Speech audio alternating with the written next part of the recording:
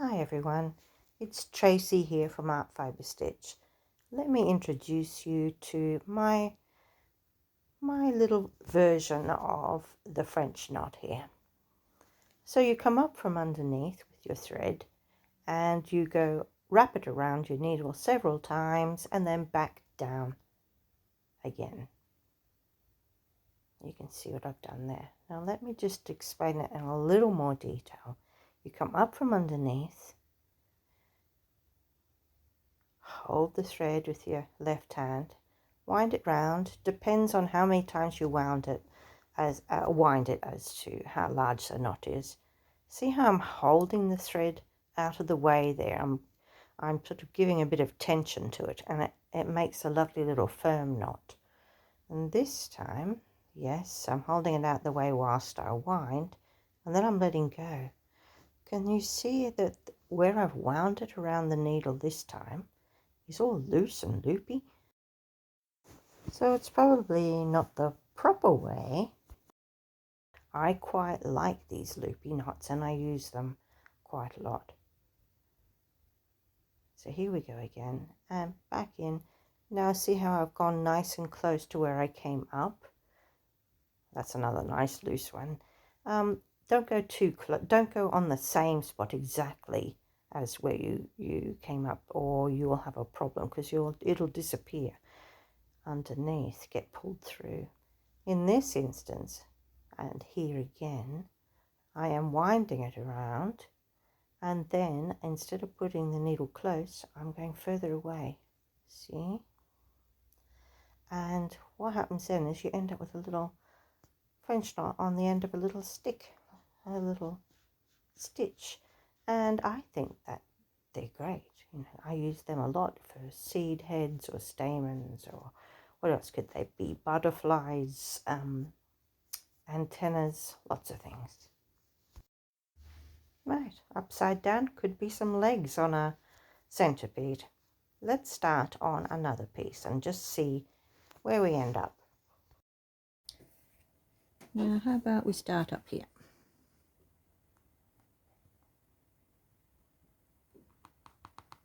I need a different needle. See, I'm having trouble pushing that through because I've got quite a few layers there.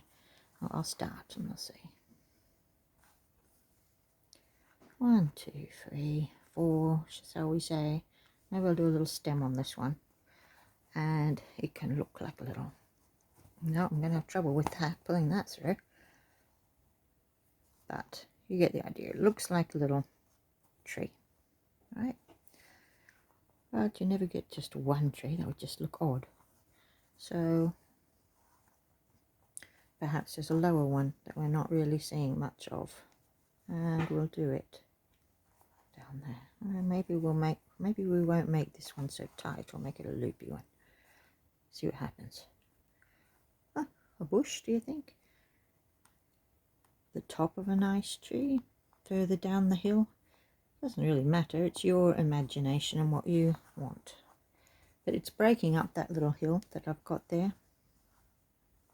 I'm calling it a hill. This used to be a tree. I'll show you in a moment. There.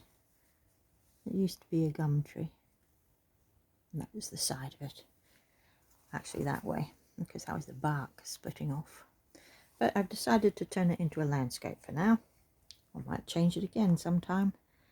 But this is just to show you how lovely this is, that you can add something with just thread. I like this little stitch and I use it a lot. Yeah, see, and you could have, depending how many times you wind it around your needle or how many threads you have on through your needle, that depends, or how tight. Look at the variations we're getting there. I quite like that. Always better to stagger things and have it a little bit off center, or have, you know, little small groupings or something. Oh, there you go. I didn't even intend that. That's quite good. Don't know what it is. Might do another one going up.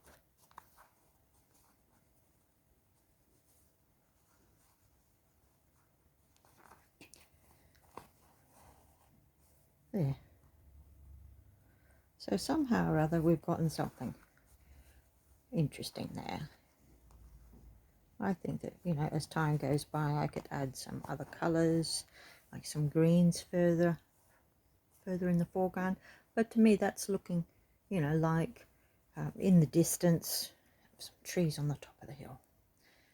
And just using that lovely stitch, a few variations of it, and we've got a tree line that's broken up that vague hill shape, you see. So that's quite good. I'm quite happy with that. But what else could we do with it? Well, I'm just seeing what ones I've got close by me. I've got some green. So I suppose, you know, I'd even do a little line meandering down, getting bigger. I'd do some foreground of flowers and things, but, you know, just depending on the colour, where it is, you can make French knots be a lot of different things. So here we go, green, and I'm going to bunch quite a few together, I think. Do some loose ones. Look at that one, that's really loose. What will we end up with? Don't know. But I like it. I do like these loose ones. I don't know whether there's a real name for it or whether other people would consider them failures of French knots, but I don't really study, I just experiment. But I quite like it. Beautiful. So I would do that too, because that looks like another hill above, on, you know, in the foreground of that one, and I'd do the same. I'd like that it doesn't have just a plain straight, what's the word? Not straight, but uniform, maybe, edge. And it looks better to get some of these in.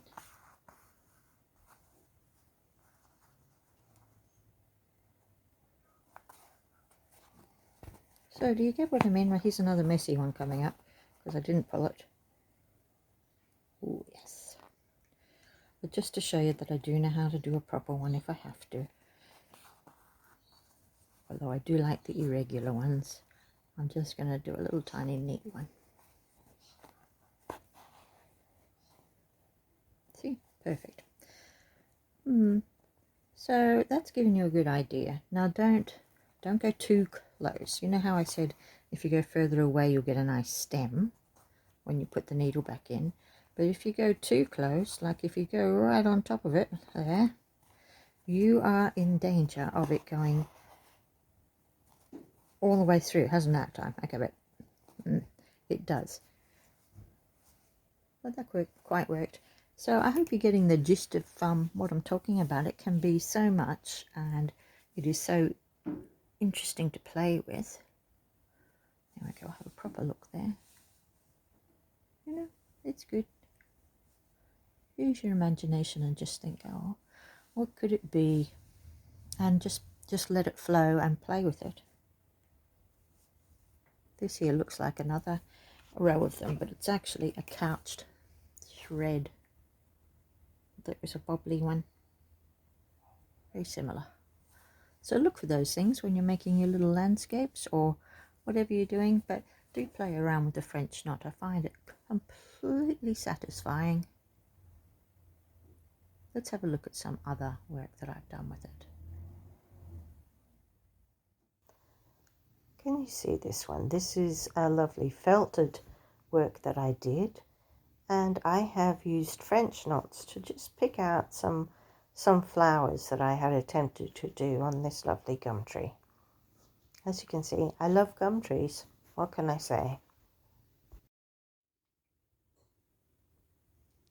This work here shows you how I've used some really different threads, some thicker ones, some thinner ones, ribbons, all different kinds of threads. I've used a multitude of French knots in different colours, and the way that they meander across just suggests movement and colour and what I think of as fields of flowers. And here on this gum leaf you can see some lovely whorls and here is a gum nut flower, and I've used it extensively on that, around the edges of the flower and on the buds, and also some with the little stem. Can you see those ones there? And they are like the ones that have fallen off or that are blowing away on the breeze.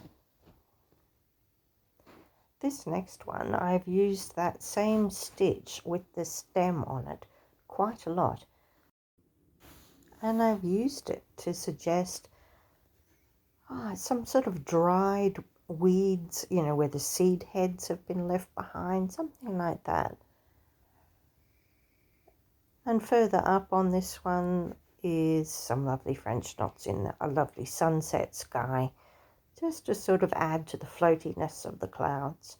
Same here, this one here is being used as the frothy waves. And here on a field of flowers again, you know, where I've just used a multitude of different colours, and it just looks lovely like it is. Now this piece is another felted amalgamation. It's got some lovely fabrics and fibres in there, but I've used some really thick and thin threads there to just for the texture, just because I like the texture. And here, this one here is flowers again, and I've used some on the stick. Some of them have got the lovely messy ones, some aren't, but all together just works.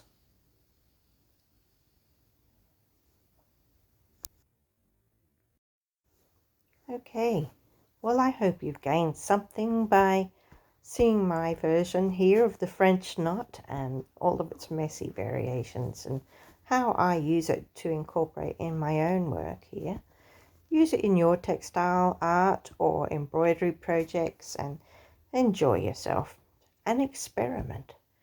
My name's Tracey. Art Fibre Stitch is my business. If you would like to like and subscribe to my channel, that would be great. And do please check the links below if you're wanting to find me anywhere else on the net. Thank you for watching.